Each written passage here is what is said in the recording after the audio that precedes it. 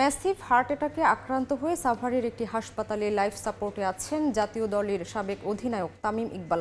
তামিমের বিষয়ে কথা বলতে আমাদের সঙ্গে স্টুডিওতে যুক্ত হচ্ছেন সাজিদ মোস্তাহিদ। সাজিদ, তামিম হার্ট অ্যাটাক করেছেন, এই বিষয়ে সবশেষ কি তথ্য আছে আপনার কাছে? তামিম কিন্তু আজ সকালে ঢাকা প্রিমিয়ার লিগের ম্যাচ খেলতে গিয়েছিলেন সাভারে, তবে তিনি কিন্তু শুরু থেকেই একটু খারাপ অনুভব করছিলেন বিধায় তিনি ফিল্ডিংয়ে নামেননি।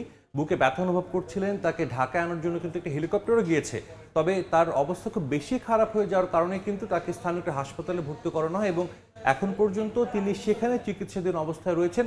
তামিম কিন্তু গতকালকে আমরা দেখেছি তিনি মিরপুর স্টেডিয়ামে এসেছিলেন এবং সেখানে ক্রিকেটার ওয়েলফেয়ার অ্যাসোসিয়েশন অফ বাংলাদেশের একটা মিটিং ছিল, সেই মিটিংয়ে তিনি অংশগ্রহণ করেন এবং মিটিংয়ের পরে তার সঙ্গে আমার কথাও হয়েছিল, কুশল বিনিময় যেটা বলে, আসলে তাকে খুবই উৎফুল্ল ছিলেন এবং সুস্থ ছিলেন। তবে হঠাৎ করে কিন্তু তার এই সমস্যাটা দেখা যায় এবং যার কারণে কিন্তু তাকে ঢাকায় আনা এই মুহূর্তে পসিবল হচ্ছে না। তার এনজিওগ্রাম করানো হচ্ছে এবং বিসিবির কিন্তু আজকে একটা মিটিং ছিল দুপুর 12টায়, সেই নির্ধারিত মিটিংটিও ক্যান্সেল করা হচ্ছে এবং ক্রিকেট বোর্ড থেকেও কিন্তু বিষয়টা বেশ সিরিয়াসলি দেখা হচ্ছে এবং ক্রিকেট বোর্ড থেকে অনেকে এই মুহূর্তে ছুটে যাচ্ছেন সাভারে এবং সাভারে কিন্তু আমরা জানি যে চিকিৎসা ব্যবস্থা ঢাকার মতো খুব একটা উন্নত না। তাকে যখনই ঢাকায় আনার মতো তার অবস্থা হবে শারীরিক, তিনি অনেক উইক হয়ে গেছেন, যার কারণে কিন্তু তাকে হেলিকপ্টার থাকার পরও তাকে ঢাকায় আনা যাচ্ছেন এবং যখনই আসলে তাকে সেই অবস্থাটায় তিনি থাকবেন যে তাকে ঢাকায় আনা সম্ভব হবে, তাকে ঢাকায় এনে উন্নত চিকিৎসা করা হবে। তবে এই মুহূর্তে আসলে তার সতীর্থ বা যাদের সঙ্গে আমাদের কথা হচ্ছে সবাই কিন্তু একটা কথাই বলছেন যে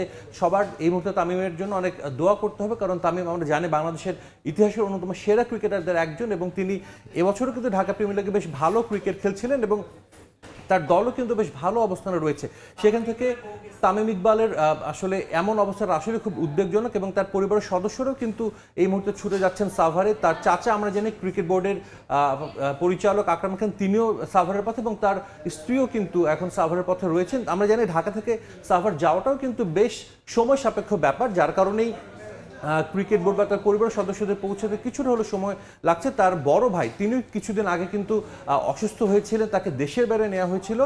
নাফিস ইকবালও কিন্তু এখন যাচ্ছেন সাভারে তার ছোট ভাইয়ের কাছে এবং সবকিছু মিলে আসলে তামিমের এই মুহূর্তে তামিমের অবস্থা খুব একটা ভালো না, বেশ ক্রিটিক্যাল অবস্থায় রয়েছেন দেখে কিন্তু সবাই বিষয়টাকে বেশ গুরুত্ব দিয়ে দেখছে এবং যেটা বললাম একটু আগে আসলে যে তামিমকে নিয়ে এই মুহূর্তে সবার প্রার্থনা করতে হবে তিনি যেন সুস্থ হয়ে আবার মাঠে ফিরে আসেন এবং আমাদের মাঝে ফিরে আসেন। তবে তার অবস্থা বেশ ক্রিটিক্যাল, যার কারণে কিন্তু কোনো ধরনের কোনো ঝুঁকি নিতে চাইছেন না। সাজিদ, অবশ্যই আমরা দোয়া করি তামিম ইকবাল সুস্থ হয়ে ফিরে আসুক আমাদের কাছে। আপনাকে অসংখ্য ধন্যবাদ।